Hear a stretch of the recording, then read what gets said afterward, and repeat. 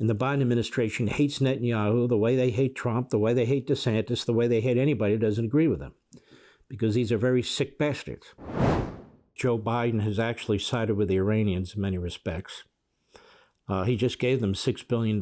South Korea, he told them to release $6 billion to Iran.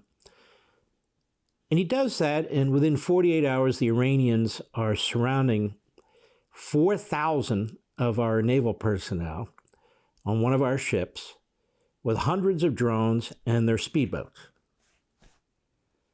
This constant appeasement and sell it to Iran is going to create a war between Israel and Iran, which will be a very, very devastating war. Iran is going to be able to hit all these major cities in Israel with drone technology, which it got from us. It started with one of our big, most sophisticated, technologically advanced drones that they shot down or crashed in their territory, and they have reversed engineered it, and they've been off to the races ever since. Selling them, if not giving them to the Russians to use against the Iranian people. They're easy to make once you figure out how to make them, and they stole that from us.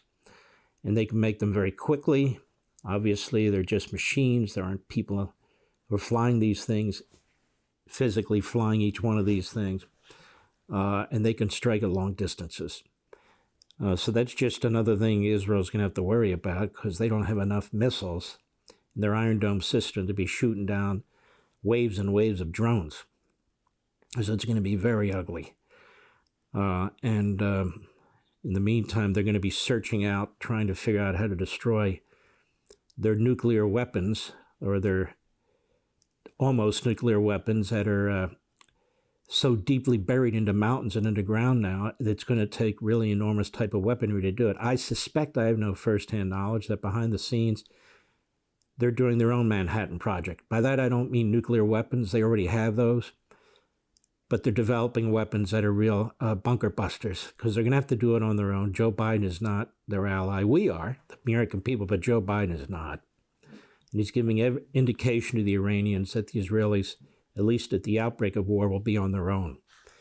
And the Biden administration hates Netanyahu the way they hate Trump, the way they hate DeSantis, the way they hate anybody who doesn't agree with them, because these are very sick bastards. Take a look at this. Israel could face Iran on its own Christian broadcasting network, which has a huge presence in Israel. We use them when I'm there to do radio. They are absolutely fantastic. Go. The recent deal between the United States and Iran to recover some U.S. citizens has been described as the highest ransom ever paid for American hostages. That's because Iran will get $6 billion in frozen assets and prisoners in exchange for 5 American detainees. CBN Middle East correspondent Julie Stahl brings us the story from Jerusalem. The U.S. State Department maintains those assets held in South Korea can only be used for humanitarian purposes. Come on, are we sick and tired of this? They're giving them $6 billion, and the assets can only be used for humanitarian purposes.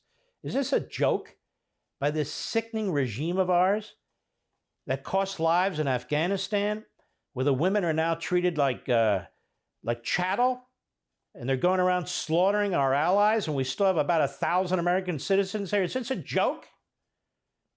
Go ahead. And Iran will still be held accountable for human rights abuses, funding terrorism, and destabilizing the region. How so? How are we holding them responsible?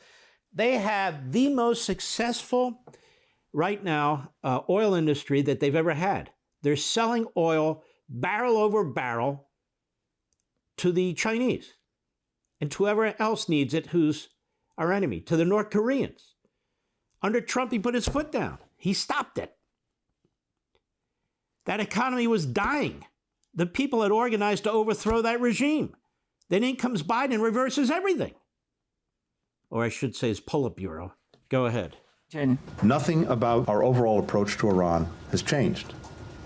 We continue to pursue a strategy of deterrence, of pressure, and diplomacy. We remain committed to ensuring that Iran never acquires a nuclear weapon. These sanctimonious Ivy League bastards are about as much as you can take. They really are. The way he talks and so forth. He was a deputy secretary under Obama. And they bring in all these radical kooks that hate Israel. Go ahead. Israeli Prime Minister Benjamin Netanyahu released a statement focused on the country's main concern, Iran's nuclear ambition. Israel's position is known, according to which arrangements that do not dismantle Iran's nuclear infrastructure will not stop its nuclear program and will only provide it with funds that will go to terrorist elements sponsored by Iran. Certain international experts don't blame Israel for its stand on the Iranian deal. They're one of the lead funders of terrorism around the world, and they're a major opponent to key allies of ours like Israel and Saudi Arabia. Former U.S. Senator and Ambassador Sam Brownback tells CBN News he would understand any Israeli anger over the U.S. allowing billions of dollars to go to its erstwhile enemy. If I'm Israel, if I'm Saudi Arabia, I'm livid about this. And Israel's trying to limit Iran from getting a nuclear reactor and a nuclear weapon for obvious reasons, and this just helps fund those efforts. Richard Goldberg of the Foundation for the Defense of Democracy says the U.S. has clearly agreed to provide sanctions relief in return for almost nothing. Iran is not required to get rid of its enriched uranium stockpile. Iran is not required to dismantle a single centrifuge, shut down a single nuclear site. To the contrary, they continue to build up their nuclear capabilities under this arrangement, and they are building a secret underground site. Goldberg says that site would likely withstand a military strike and eventually help complete its nuclear weapons ambition. The Israelis are now faced with some pretty tough decisions of actions that they're going to need to take on their own without U.S. support, potentially have to destroy Iran's nuclear capabilities, especially that underground site that, if it's completed, would be game over from an attempt to stop an Iranian nuclear weapon. As the world's leading state sponsor of terrorism, Iran continues to focus on attacking Israel on all sides through Hezbollah, Islamic Jihad, and Hamas. Not to mention all the threats that Iran poses to the state of Israel, the existence to Israel, their terror proxies that attack Israel every day. I suspect what they're going to have to do is take one of their nukes and sort of modify it to a different type of a nuke it doesn't obliterate an entire city and an entire region.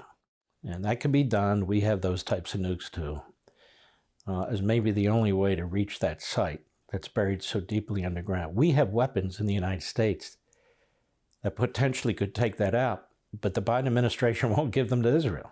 They won't even allow Israel to buy them. So they may have to build these tactical nukes. I don't know, but I think everything's on the table. Want to see more Mark Levin? Go to levintv.com and subscribe now.